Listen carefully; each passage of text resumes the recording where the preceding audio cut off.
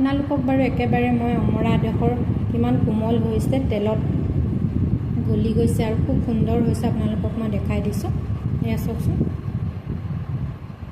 কি ধুনীয়াকৈ কোমল হৈ গৈছে। আৰু এনেকৈ অমৰা আচাৰ বনালে খাবলৈ খুব ভাল লাগে। কবিতা ক্ৰিয়েশ্যনলৈ আপোনালোক সকলোকে স্বাগতম জনাইছোঁ।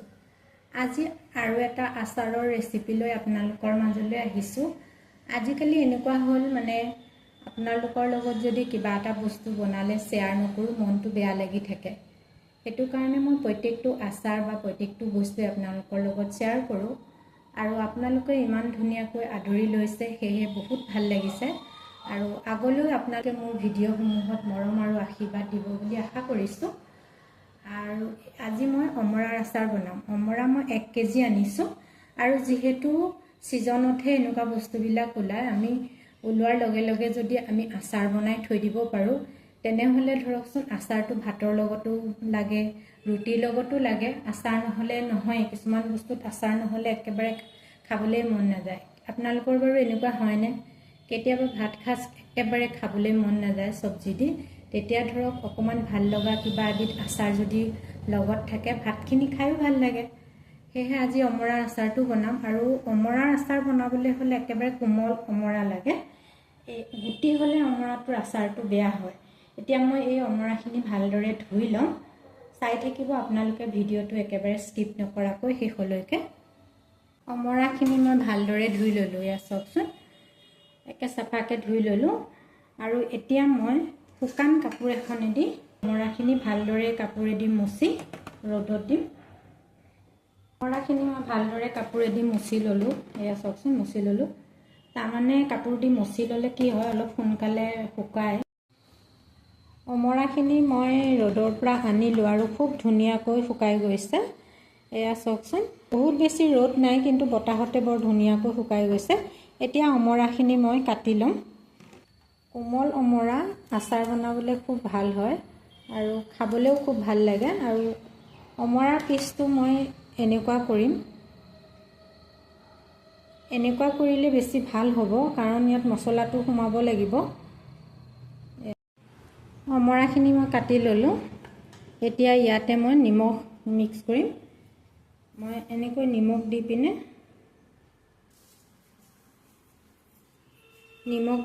মই 4 দিনমান থৈ দিম। তেনেকৈ থ'লে তাৰমানে অমৰাখিনি অকণমান কোমল হ'ব।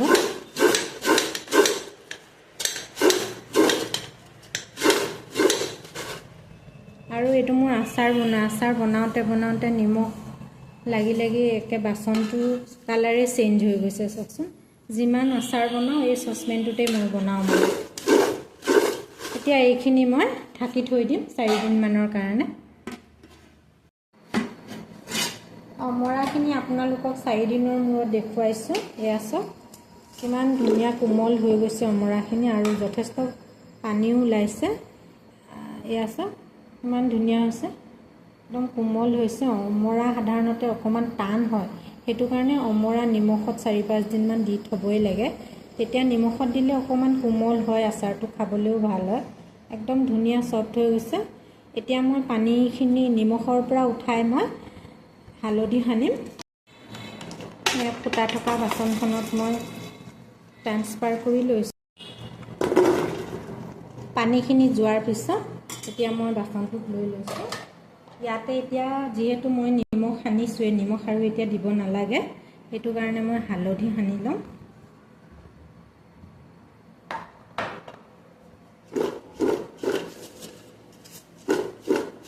এনেকৈ অলপ লৰাই দিব লাগিব, তেতিয়াহে হালধিখিনি অমৰাৰ লগত মিক্স হ'ব।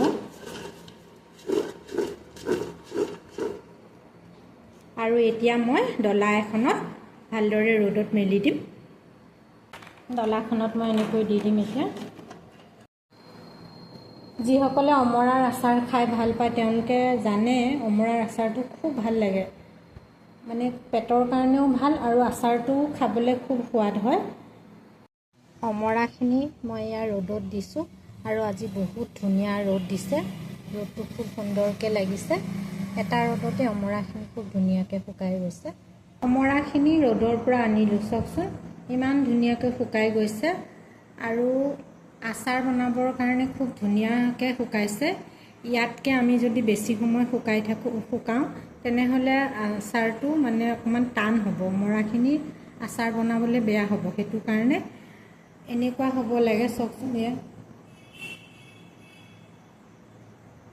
এইটো বেছি টানো হোৱা নাই, ঢিলাও হোৱা নাই, খুব ধুনীয়া হৈছে আচাৰ বনাবৰ কাৰণে। মই অকণমান তেল গৰম কৰি তাতে মই অলপমান পাঁচফোৰণ আৰু অকণমান নিমখ দি লৈছোঁ, কাৰণ পাঁচফোৰণ দিলে আচাৰত খুব ধুনীয়া গোন্ধ এটা ওলায়। সেইটো কাৰণে মই প্ৰত্যেকটো আচাৰতে পাঁচফোৰণ ব্যৱহাৰ কৰোঁ। এতিয়া ইয়াতে মই কেঁচা তেল দিম। তেল মই কাটচি ঘানি মাষ্টাৰ্ড অইল লৈছোঁ। আপোনালোকে যিকোনো তেল দিব পাৰে, কিন্তু মই আচাৰত এইটো তেলেই ব্যৱহাৰ কৰোঁ।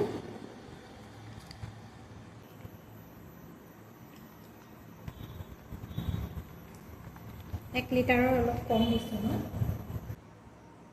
মছলাৰ ভিতৰত মই লৈছোঁ, এইটো হ'ল চবগুটি, এইটো হ'ল বগা সৰিয়হ, আৰু এইটো হ'ল ধনিয়া, এইটো হ'ল জিৰা, এইটো হ'ল মেথি, আৰু এইটো হৈছে জৈন। এই গোটেইখিনি মছলা মই ইয়াতে এতিয়া মিক্স কৰি ল'ম। মছলা কম হ'লে পিছত আৰু এড কৰিব পাৰিম বাৰু। এইটো কাশ্মীৰ জলকীয়াৰ গুড়ি। গোটেইখিনি মই মিক্স কৰি ল'ম। ইয়াতে এতিয়া মই অমৰাখিনি দি দিছোঁ। মই গোটেইখিনি মছলা ভালদৰে মিক্স কৰি ল'লোঁ, আৰু মই অকণমান তেলটো সৰহকৈ দিছোঁ, কাৰণ অমৰাখিনি অকণমান তেলতে গলিব লাগিব। কাৰণ অমৰাৰ আচাৰত অকণমান তেল বেছিকৈ দিব লাগে, তেতিয়া মানে বেছি ভাল লাগে খাই। কাৰণ অমৰাৰ টেষ্টটো অকণমান বেলেগ ধৰণৰ হয়, অকণমান কেঁহা জাতীয় হয়। তেলটো অলপ ৰ'দত দিওঁতে কমি যাব, তেতিয়া আচাৰটো খাবলৈ খুব ভাল লাগে। একেবাৰে শেষত মই ভিনেগাৰ অকণমান দিম। আচাৰৰ পৰিমাণটো চাই ভিনেগাৰটো দিব লাগে। মই 1 চামুচ দিছোঁ।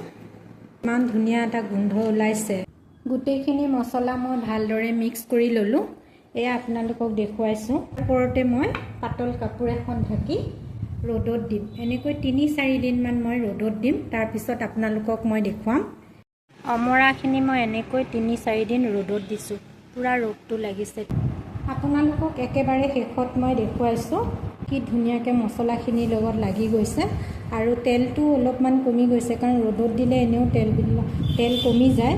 আৰু খুব ধুনীয়াকৈ মানে অমৰাখিনিৰ লগত মছলাখিনি লাগি গৈছে, আৰু খুব সুন্দৰ হৈছে। আপোনালোকে ধৰিব পাৰিছেনে নাই নাজানো, কিন্তু আচাৰটো খুব ভাল হৈছে। আপোনালোকে এনেদৰে এবাৰ অমৰাৰ আচাৰ বনাই খাবচোন। আৰু মই বহুত বিশেষ মছলা ব্যৱহাৰ কৰা নাই, মই কম মছলাই দিয়ে অমৰাৰ আচাৰটো বনাইছোঁ। কাৰণ কিছুমান আচাৰত মছলাৰ পৰিমাণবিলাক বেছি দিব লাগে, আৰু কিছুমানত কম দিলেও খাবলৈ খুব ভাল লাগে। আশা ৰাখিছোঁ আপোনালোকে ভিডিঅ'টো ভাল পাব বুলি। আৰু যদি ভিডিঅ'টো ভাল পায় এটা লাইক দিব, কমেণ্ট কৰিব, শ্বেয়াৰ কৰিব, আৰু লগতে মোৰ চেনেলটো ছাবস্ক্ৰাইব কৰিব বুলি আশা কৰিলোঁ। আপোনালোকৰ অকণমান মৰম আৰু আশীৰ্বাদে চেনেলটো আগবাঢ়ি যোৱাত সহায় কৰিব, নহয় জানো? তেনেহ'লে আজিলৈ আহোঁ। আৰু এটা নতুন ৰেচিপিৰ ভিডিঅ' আপোনালোকৰ মাজলৈ লৈ অহাৰ প্ৰতিশ্ৰুতিৰে। Bye bye.